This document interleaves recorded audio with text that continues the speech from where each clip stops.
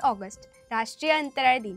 आजच्या दिवशी आपल्या भारत देशाने विशेष क्रांती घडवली। आता तुम्ही म्हणाल कोणती क्रांती? आजच्या दिवशी भारताने बनवलेले चंद्रयान-3 चे चंद्राच्या दक्षिण ध्रुवावर यशस्वी लँडिंग झाले आणि जगभरात भारताचे कौतुक झाले। या लँडिंग नंतर भारताच्या शिरपेचात एक पानाचा तुरा खोवला गेला, म्हणून हा दिवस आपल्यासाठी खास आहे। नमस्कार, मी अवनी आणि तुम्ही पाहत आहात कलाकार दिनविशेष पावर्ड बाय कोपरॅक.com। राष्ट्रीय अंतराळ दिवस हा केवळ वैज्ञानिक दृष्टिकोन वाढवण्यासाठीच नव्हे, तर मानवाच्या कल्पनाशक्तीला, जिद्दीला आणि तंत्रज्ञानाला दाद देण्यासाठी, जगभरातील लोकांना अंतराळ विज्ञानाविषयी जागरूक करण्यासाठी आणि विद्यार्थ्यांना या क्षेत्रात करिअर करायला प्रोत्साहन देण्यासाठी साजरा केला जातो। आणि हा दिवस आपण चंद्रयान-3 च्या ऐतिहासिक यशासह साजरा करत आहोत। राष्ट्रीय अंतराळ दिन साजरा करताना आपण भारताच्या अंतराळ मोहिमेचा हा अभिमानाचा प्रवास जाणून घेऊया। आपल्या देशाने 1969 साली इस्रो भारतीय अंतराळ संशोधन संस्थेची स्थापना केली। विक्रम साराभाई,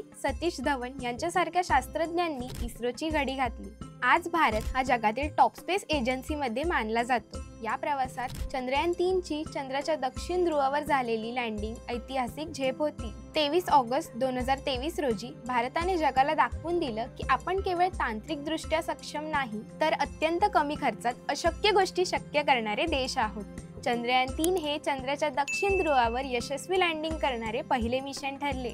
हे काम आजवर अमेरिका, रशिया, चीन या देशांनाही शक्य झालं नव्हतं। यामध्ये विक्रम लँडर आणि प्रज्ञान रोवर होते, ज्यांनी चंद्राच्या पृष्ठभागावर संशोधन केले, मातीचे नमुने तपासले आणि फोटो व डेटा इस्रोला पाठवला। हे यश स्वदेशी बनावटीच्या तंत्रज्ञान, अत्यल्प खर्च आणि भारतीय वैज्ञानिकांच्या बुद्धिमत्तेचे प्रतीक आहे।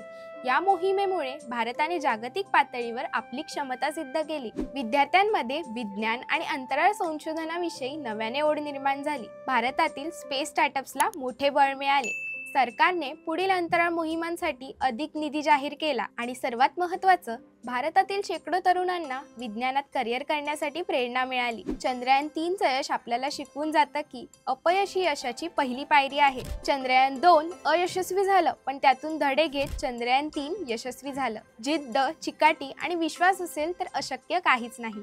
भारतातील विज्ञान आणि संशोधनाला जागतिक पातळीवर मान्यता मिळते आहे। अंतराळ विज्ञान केवळ वैज्ञानिकांसाठी नाही, तर सामान्य विद्यार्थ्यांसाठीही खुले आहे। मित्रांनो, आज आपण जे स्वप्न पाहत होतो ते चंद्रयान-3 च्या यशामुळे सत्यात उतरले आहे।